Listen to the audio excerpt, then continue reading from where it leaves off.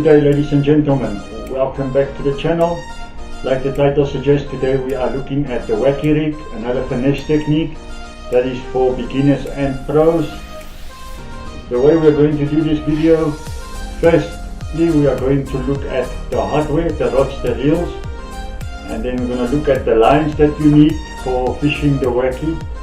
Then we are going to look at the terminal tackle, the hooks that you need, and some other equipment that you can use for the Wacky Rig. And then we are going to look at bait. What baits can we use for Wacky Rigs? Okay, let's start. First off, we are going to, and we have a visitor here. Sorry about that. Yeah, let's see. Firstly, we're going to look at rods.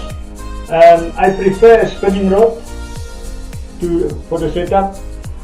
What I've got here is a Pioneer Mustang XB. The length is a 6.6 and it's a medium light rod. It's very soft, very light. It's a finesse technique, like I said, with a Pioneer reel. On this we are spooling, I've got 15-pound braid, smash braid from Bass Warehouse, and I combined it with a 10-pound fluorocarbon leader. Let's look at the line. This is the line that I re-spool it. It's an 8-strand bass braid, and there is some advantages why we use braid. Firstly, it casts very well because it's so thin in diameter. Secondly, it's very sensitive. And thirdly, when we use a high vis braid like this one, it is easy to detect the bite, to see the bite when the fish moves off with the bait. When it moves, changes direction, the line changes direction, you know you have a fish on. Then, as a leader, we go with fluorocarbon. Again, I use the Berkeley Solution fluorocarbon. You can use any fluorocarbon that you want. It doesn't mean you have to use Berkeley. The market is open, you can choose whatever you want. This one is a 10-pound, and then the other roll is a 12-pound. The 10-pound, I prefer it in the winter months, autumn winter months, where the fish is a little bit more difficult to catch. You scale down, and then in the summer I prefer the 12-pound fluorocarbon for general use. Hook-wise, as you know, with everything you get specialized hooks for this technique. You get special Wacky hooks. First one that we get is this one is the VMC, the Mystic, the Predator Wacky hook. I don't know if you can see, but I'll put the packet on. This is the hook, and this is how it looks. Then secondly, we've got another hook that is also the same. It's also the Wacky hook. This is the same, the Mystic, also from VMC, but in this case it is the weedless one. Now with this one, it's got a little keeper that you have, like a guard over the hook point. You put your bait on and you just put the wire guard over it, and the bait becomes weedless, so you can fish it in grass and so on. Then the other one that you get is the jig head Wacky. Now this is just a hook with a weight on, like a jig head. Sometimes they are tungsten weights, you get them in different sizes. This is a 1/20th, 1.4 gram or 1/20th ounce, and then this one is 1/16th ounce. This is a 1.8 gram, a little bit heavier. This ones, they are very good when you fish in the windy conditions, but also it changes the way the bait behaves underwater, and we will see that later on when we rig the bait. Then I'll show you this one. Then you can buy normal Wacky drop shot hooks like this one. You also get the Nika Wacky hooks. It's a long shank hook. I'll show you also a picture of that one that you can also buy. My preferred choice for hooks usually, because I like a very soft wire hook. Light wire hooks is very good for Wacky Rig because the bait behaves more naturally. So in this instance, I go for the Gamakatsu finesse whitecaps in a size 1 and a size 2. Okay. Now, bait wise, when you think of the Wacky, you think of Senkos, your stick baits. So there's many companies that you can buy stick bait from. Your Senkos, usually your Gary Yamamoto's, but other companies make stick baits, but they just call them different names. Like the Yam Dinger. Here we have the Yam Dinger. You get them in different sizes. You can use from a 3-inch, a 4-inch and a 5-inch worm for a wacky. And then the other company that also sells them, this is a 5-inch. You don't have to use 5-inch, you can use 4-inch, you can use 3-inch. You know this one also, the culprit baits, the green pumpkin. Color wise, doesn't matter what color you want to use. It's up to you. You can decide which color you like. Like even the Guggen baits, the Lankelots. 4-inch, 5-inch, 6-inch, it's perfect for wackies. Then some other alternatives is your finesse worms from Zoom. Some people don't know that you can fish them wacky. I've used them in wacky. It just makes it more finesse and it gives a different presentation of the bait. You can see, and then the one bait that you know that I love fishing as a wacky, if you see on the videos, I always promote them, is your straight money worms from Wacky Power Baits. I've got one here on the table, and that is how it looks. This one is very, very finesse. I love them because they are so thin and they are so versatile. So they are not only for drop shot, you can use them as a wacky. They work perfectly. Out of experience, I prefer the thinner worms. Their action in the water is much more different. Okay, and this is your normal Senkos. Then other things you get with the Wacky Rig is the Wacky tool with your sleeves, with your O-rings. You get your Wacky tool with your O-rings on, where you can use the O-rings. I'll show you what to do with the O-rings. And then you also, there's a variation on the Wacky Rig that is called the Nico rig, that you use nail weights in your rig.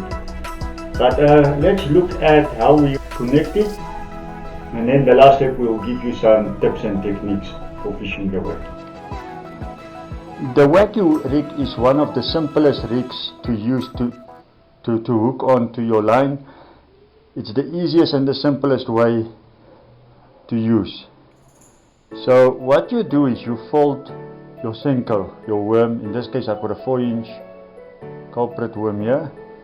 Fold it in the middle and you just put the hook in the center, in the middle.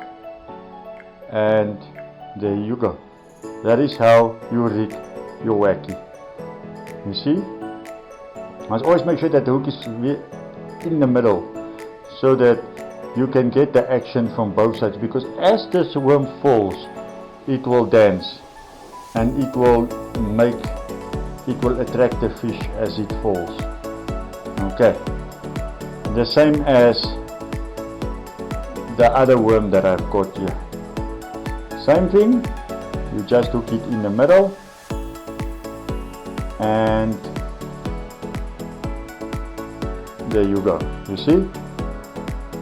Here you must make sure that you are okay with the hooking, because what happens is the bait is thicker on the one side and thinner on the other side, and then you have to find the center.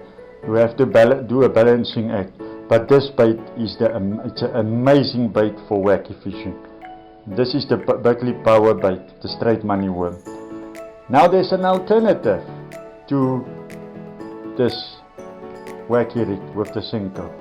With this worm it's a little bit difficult because it's a very thin worm, unless you get very thin O-rings.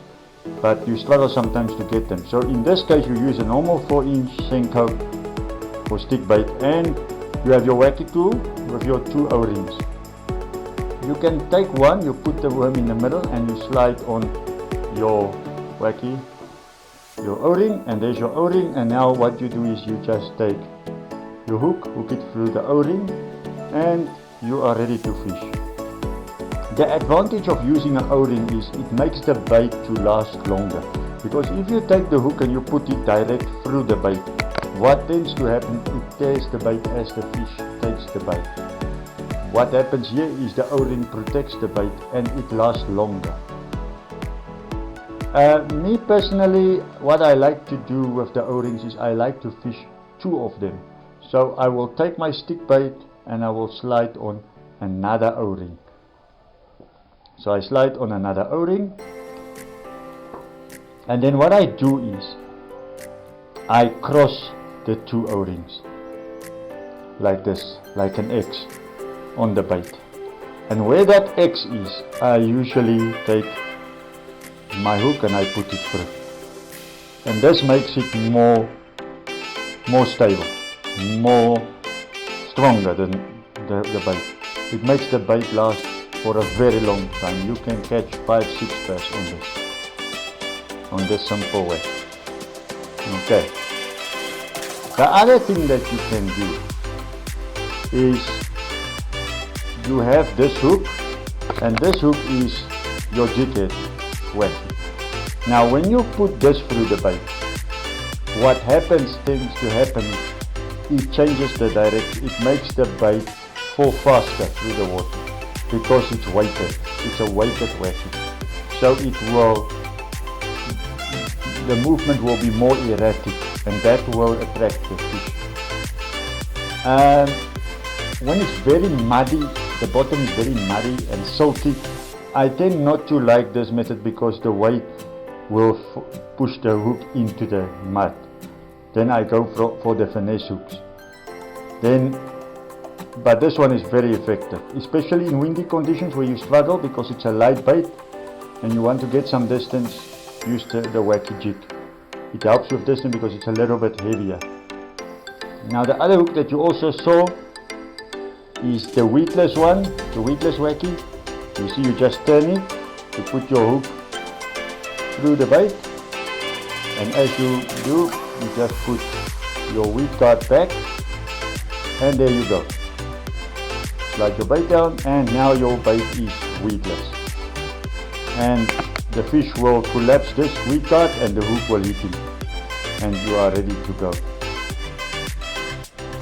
Then let's talk about another technique that is a variation of the wacky. Unhook this one, and that is where the nail weights come in. So when you have your worm, your stick worm, what you can do is you can take a nail weight and change the behavior of this rig by pushing the nail weight into the beginning of the worm. I'm breaking the worm now, but okay, you can see what I'm trying to do. And then what you do is you take your hook and you hook it from the bottom up, so it stands up in the water. And there's a weight now at the bottom, it's called a Knott rig. So it will fall like this in the water, and this tip will stand up, and then the bait will bounce. So you will see that the bait will bounce around. As you lift the rod up, the bait will lift up and fall down, and it will bounce, it will stand like that. If you have semi-slack line, this is what will happen. Very effective rig, very effective rig. And I think that is all about knots and the way you rig it. Let's talk about technique now. So we've got our wacky here, one of my favorite worms, and then the best thing with this rig is the easiest way is just to cast it out and let the worm do the work for you. You cast it out and you will just leave it, it will sink down and flutter down on the bottom. When it reaches the bottom, sometimes what I like to do, what I found out that also works, is dead sticking. It's called dead sticking. You just leave the bait, you don't do anything with the bait. You just leave it, let it lie down, and you do nothing. Sometimes what I like to do is just to lift it up, to pop it. And then you lift the bait up, so it will flutter. It will move up and down. What you can also do sometimes, what I found is sometimes when you pop it and you lift it in the water column and you start reeling it very slow, you'll find that the fish just hits it. Or you retrieve it a little bit and just stop and let it flutter down again.